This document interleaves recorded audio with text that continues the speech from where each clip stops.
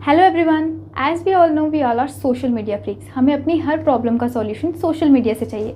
Social media की इस दुनिया में कोई भी चीज़ ट्रेंड बन जाती है और रातों रात कोई भी सेलिब्रिटी बन जाता है। तो एक चीज़ तो हमें समझ में आ गई कि सोशल मीडिया में वाकई बहुत ज़्यादा पावर है। लेकिन क्या हमने एक चीज़ सोची कि इस पावर को हमने कब ही अच्छे वे में यूटिलाइज़ किया है। हम आए दिन फालतू चीज़ों को शेयर करते हैं, फालतू चीज़ों पे अपना टाइम वेस्ट करते हैं, लेकिन कभी भी हमने अच्छी चीज़ों के बारे में जानने की कोशिश नहीं की। जैसे कि हमारी सोसाइटी में ऐसी बहुत सारी एक्टिविटीज़ हो रही हैं, बहुत सारे लोग हैं जिनके बारे में सोशल मीडिया पे इतनी नेगेटिविटी है कि हमारा सोचने का नज़रिया भी यही कहता है कि ये इंसान है ही गलत है। लेकिन क्या हमने कभी उनकी पॉजिटिव साइड के बारे में जानने की कोशिश की? नहीं ना। उनमें से ही एक हैं संत श्री आशाराम जी बापू। संत श्री आशाराम जी बापू एक 85 वर्षीय संत जो कि इन दिनों जोधपुर जेल में बंद हैं, जिनके लाखों करोड़ों फॉलोअर्स हैं और आज भी उनकी श्रद्धा है कि टूटती ही नहीं। मीडिया इतना कुछ दिखाता है, लेकिन कभी हमने जानने की कोशिश की है कि क्या सच है और क्या झूठ? तो आइए आज उनके केस को थोड़ा सा और अंदर जाकर देखते हैं। तो सबसे पहले केस से जुड़ी हुई कुछ medical reports.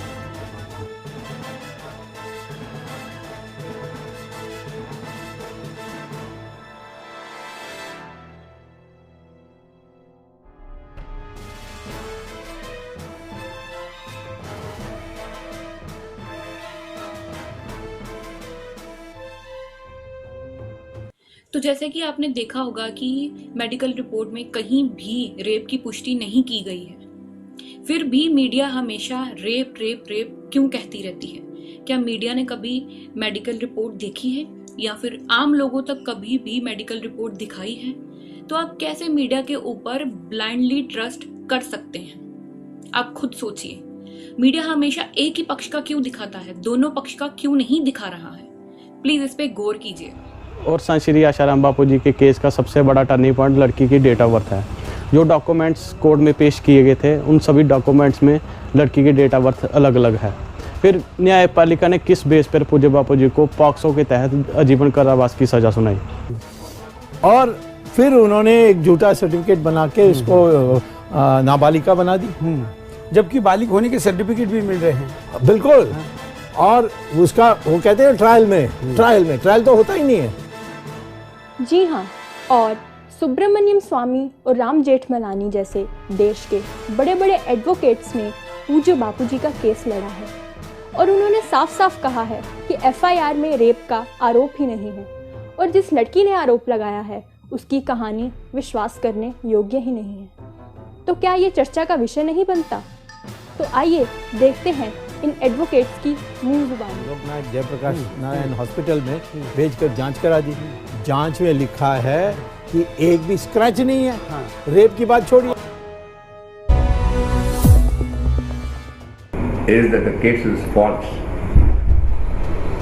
Nothing happened to being a law student, जब मैंने संत श्री आशाराम जी बापू का केस स्टडी किया तो मुझे मालूम पड़ता है कि बापूजी को पिछले कई सालों से षड्यंत्र के तहत किसी न किसी केस में फंसाया जा रहा है। जैसे 2008 में बापूजी के अहमदाबाद गुरुकुल में 2 बच्चों का शव प्राप्त हुआ साबरमती तट के पास और उसका आरोप बापूजी के ऊपर लगाया गया और बापूजी के ऊपर तांत्रिक विद्या का भी आरोप लगाया गया। पर लेटर ऑन कोर्ट के द्वारा बापूजी को क्लीन चिट दोनों केसेस में दे दी गई। तो इससे मालूम पड़ता है, जाहिर होता है कि बापूजी को हर बार किसी न किसी षड्यंत्र के तहत फंसाया जा रहा है और जैसे अभी भी जो केस है वो भी पूर्ण रूप से बोगस है। अहमदाबाद आश्रम में दीपेश और अभिषेक नाम के 2 बच्चों की मौत के सिलसिले में डी.के. त्रिवेदी कमीशन ने उन्हें क्लीन चिट दे दी। तो इसके अलावा एक बात और निकल कर आती है कि आशाराम बापू के जो स्कूल्स हैं, यानी जिन्हें वो गुरुकुल्स बोलते हैं, वहाँ पर स्टडीज़ के अलावा ब्लैक मैजिक भी किया जाता है। ये बात कितनी सच है और कितनी झूठ, ये जानने के लिए हमने बात की उन्हीं की गुरुकुल के स्टूडेंट के साथ। मैं 5 साल तक छिंदवाड़ा गुरुकुल में पढ़ के आई हूँ। मैंने वहाँ किसी भी प्रकार का कोई ब्लैक मैजिक अथवा लोगों को भ्रमित करने वाली गतिविधि नहीं देखी। हमें वहाँ एकेडमिक के साथ स्पिरिचुअलिटी का नॉलेज भी दिया गया। तो यहाँ तक की वीडियो ने आपकी थोड़ी सी थिंकिंग तो चेंज की होगी।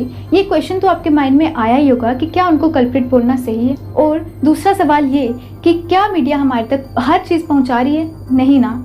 उसके बाद जो सबसे बड़ा सवाल आता है वो ये है कि उनके फॉलोअर्स हर दिन कहते हैं कि संत श्री आशाराम जी बापू के द्वारा ऐसी बहुत सी सोशल वेलफेयर एक्टिविटीज़ की जाती हैं, बहुत से इनिशिएटिव्स उनके द्वारा लिए गए हैं, पर I don't know what they actually are, क्योंकि हमारे तक मीडिया ने आज तक तो वो चीज़ें कभी पहुंचाई नहीं। चलिए उनके बारे में जानते हैं कि आखिर कौन सी एक्टिविटीज़ हैं वो। संत श्री आशाराम जी बापू द्वारा बहुत सारे इनिशिएटिव्स लिए गए हैं जो कि आज ना कि सिर्फ इंडिया, पूरी वर्ल्ड में सेलिब्रेट किए जाते हैं, जैसे कि मातृ पितृ पूजन दिवस, तुलसी पूजन दिवस, और जो बहुत ही अच्छा लोगों में मैसेज देते हैं और हमारे जैसे युवाओं को अवेयर करते हैं। Their social welfare activities like बाल संस्कार केंद्र, नारी तू नारायणी, नशा मुक्ति अभियान एंड भजन करो भोजन पाओ, जो आज भी इनके फॉलोअर्स वर्ल्ड लेवल पर कर रहे हैं। And I saw few pictures of Asaram Bapu's 85th birthday and their followers doing seva in this COVID situation. After watching all this, I can't even think if he's a culprit. वहाँ jail में बैठे हुए हमारी सहायता कर रहे हैं, इसलिए आसाराम जी को धन्यवाद। चंद पैसों के लिए हमारा मीडिया जो है वो बिक जाता है, तो इस मीडिया पे हम लोग कैसे यकीन कर लें? जब तक हम उस केस के बारे में प्रॉपरली स्टडी नहीं करेंगे, जब तक हमें उस केस के बारे में पता नहीं होगा, हम उसके बारे में कुछ भी नेगेटिव नहीं बोल सकते।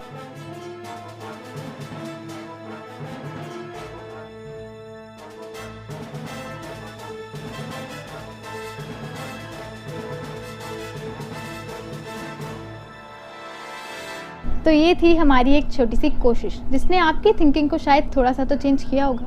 इस वीडियो के ज़रिए हम आपको बस यही कहना चाहते हैं कि किसी के भी बारे में कुछ भी बोलने से पहले एक बार अपने दिमाग से सोचिए और गलत सी चीज़ों को शेयर करने से पहले उस चीज़ के बारे में जानिए ज़रूर। जय हिंद, जय भारत। गुरुदेव, गुरुदेव।